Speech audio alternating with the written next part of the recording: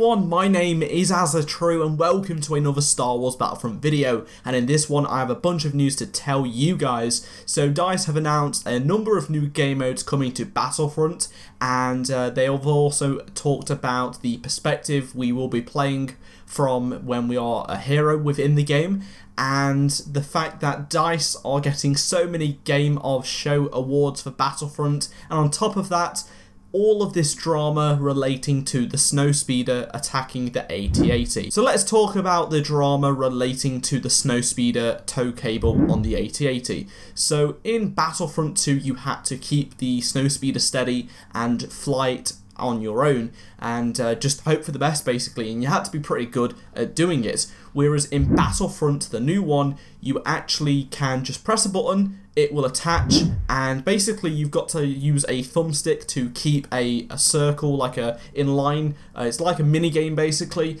and you can't actually pilot the Snowspeeder, and a lot of the community are really against this because DICE's design decision was to target gamers that aren't very good at the game and just want to have that experience, because this game is quite a casual game to an extent. Their audience is quite large. Star Wars fans range from a very young age to an older generation, and it's not just aimed at the typical hardcore gamer that a lot of us are. So I can understand that design decision. However, if enough of us do hate this decision, they can change it before launch. It's not like the game's out in a month's time, it's out in quite a few months' time towards the end of the year, so it is possible it will be changed. When we are playing as a hero, you'll only be able to play in third person. There is no first person. Craig McLeod, the producer on the game, confirmed it's all third person. We had to look at it and it became incredibly difficult to know what's around you. So from an accessibility point of view, and from what we know from trying different things,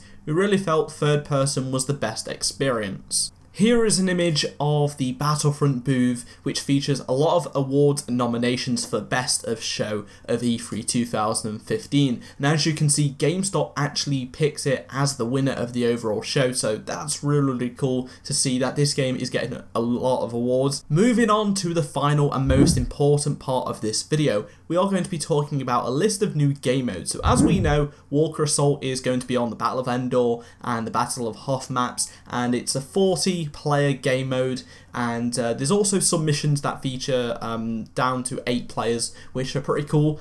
But they also announced a Fighter Squadron game mode a few weeks ago on Reddit, but nothing's really been known about that. But they've also announced a few new game modes coming to the game, including Supremacy, Blast, Drop Zone, Cargo, and they also stated there'll be many more to come to be announced in the months ahead. So I think we'll probably get some information probably the end of July, early August, just before Gamescom, or a proper announcement or reveal at Gamescom. It's really good to see that people were worrying about the limits of game modes going to be quite small, but it seems to me there's going to be quite enough, and the names sound really interesting. It's not something you'd expect to hear in a typical shooter, so if they are quite different from their predecessors, such as in the previous Battlefront games or Battlefield games, it will be interesting to see what sort of game modes DICE have specifically made for this game. Thank you for watching this video. If you did want to stay up to date with all the Star Wars Battlefront news, make sure you click subscribe and drop a like if you did enjoy it. Comment below if you want to discuss anything I've talked about in this video,